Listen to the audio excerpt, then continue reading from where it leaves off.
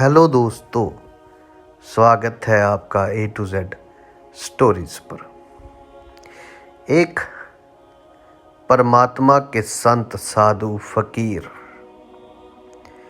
किसी रास्ते से गुजर रहे थे और ये वो फकीर जो संपूर्ण परमात्मा तक पहुँचे थे। रहना फकीरों की तरह मजाले इश्क में अपनी मौज में रहना, जहाँ से जो मिला खा लिया, जो पड़ा है पर डाल लिया, ऐसे फकीर अब रास्ते से गुजर रहे हैं कहीं से और वहाँ पे बारिश बहुत ज़्यादा थी, कीचड़ था। सामने से एक पति और पत्नी आ रहे थे, पूरा जोड़ा।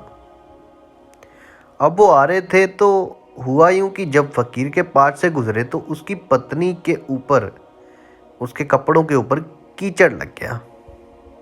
अब उन्हें लगा कि ये बुजुर्ग ने पाँव जोर से मारे हैं, इसलिए ये कीचड़ उखड़ा।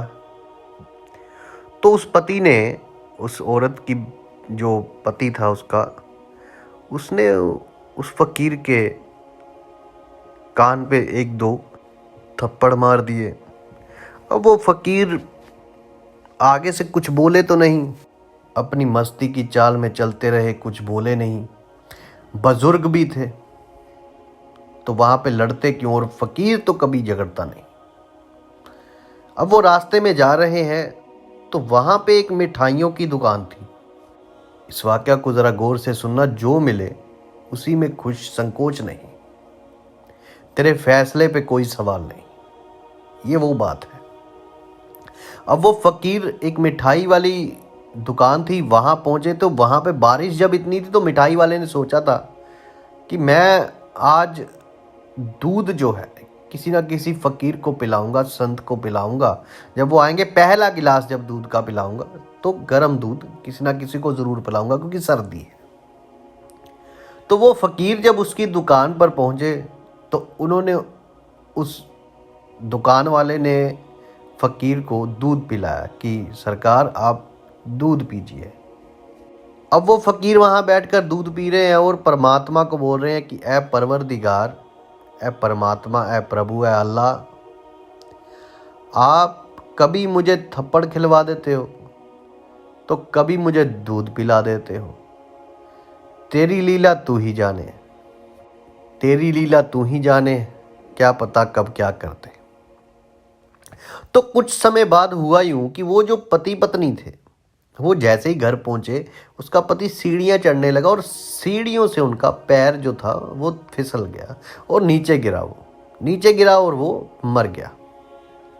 अब सभी इकट्ठे हो गए तो उस औरत ने कहा कि ऐसा वाकयात हुआ था कि इन्होंने एक बुजुर्ग के थप्पड़ लगा दिए थे और वो साधु और फकीर लग रहे थे। तो लोगों को लगा कि उस फकीर ने कोई बद्दुआ दे दी। पर याद रखना, संत कभी बद्दुआ नहीं देते, उन्हें ज़रूरत ही नहीं। अच्छा करोगे तो उनकी तरफ से अच्छा भी परमात्मा करेगा, बुरा करोगे तो उनकी तरफ से बुरा भी परमात्मा करेगा। तो वो लोग इकट्ठे हुए और उन फकीर के पास पहुंचे। फकीर को ढूंढते ढूंढते जब फकीर के पास पहुंचे तो बोले कि बाबा, आपको इसने मारा था, आप तो फकीर हो, आप क्षमा कर देते, आप माफ़ कर देते। आपने इसके हक में बद्दुआ कर दी है, इसको लानत दे दी है, तो ये मर चुका है, इसका ये पूरा हो गया है, इसका इंतकाल हो गया है। अगर आप इसे माफ़ कर देते तो ऐसा नहीं होता।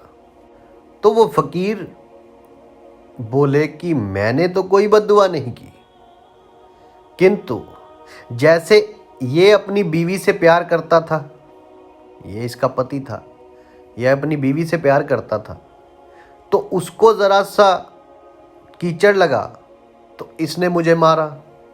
मेरा भी तो कोई है जो मुझसे प्यार करता है, इसने मुझे मारा तो उसने इसको मारा। ये दोनों के आपस का झगड़ा है। वो मेरा पति है, वो परमात्मा मेरा पति है, ये बंदा इसका पति है। इसके पति ने मुझे मारा, मेरे पति ने इसको मार दिया, हिसाब बराबर हो गया। मैंने कोई बद्दुआ नहीं की, जो किया था वो भरना पड़ा। ये फकीरों की अदाएं, फकीरों के साथ उसकी अदाएं जब जुड़ती हैं तो कुछ भी हो सकता है। इसलिए कहता हूं कि जब भी कोई असल फकीर मिल जाए तो उसे ज़रूर प्रणाम, सलाम, जो भी आप कह सकते हो ज़रूर करो।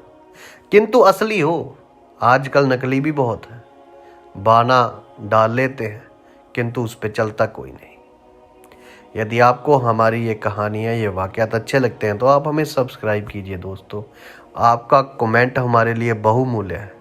आप सबके भीतर बसे उस परमात्मा को मेरा प्रणाम। आप सबका धन्यवाद।